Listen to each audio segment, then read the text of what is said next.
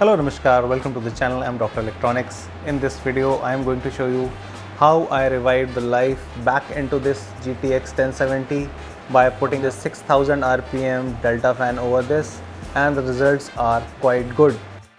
I have two of these Gigabyte GTX 1070s Mini ITX edition with those single 88mm fans, and these fans have been dead for a while. I tried removing the shroud and slapped on an Arctic 120mm static pressure PWM fan. The results were not really impressive as these cabinet fans have their limitations with the airflow. So I decided, why not try the Delta fans? They are best in the business of airflow. And I did. I used the 92mm 6000 RPM Delta fan on one of these GPUs and a regular 92mm 2000 RPM DC fan on the other GPU. For the system, I used the Cooler Master 850W power supply.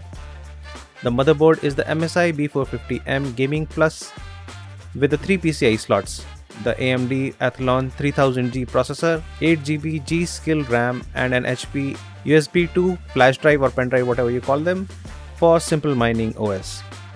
I use Simple Mining OS to test the differences in temperatures between the two, mining on two different algorithms and different power consumptions.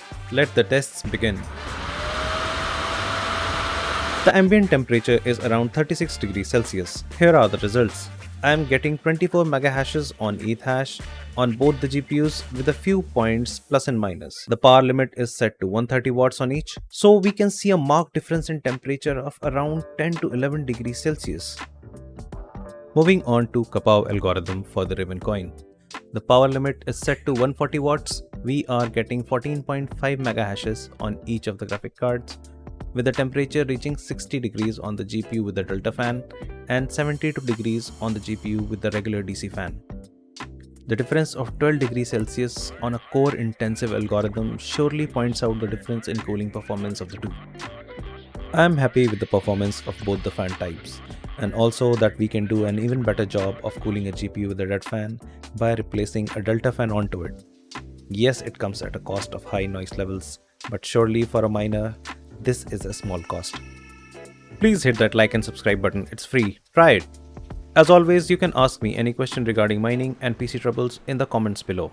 And also join the Discord channel for a better interaction and media sharing.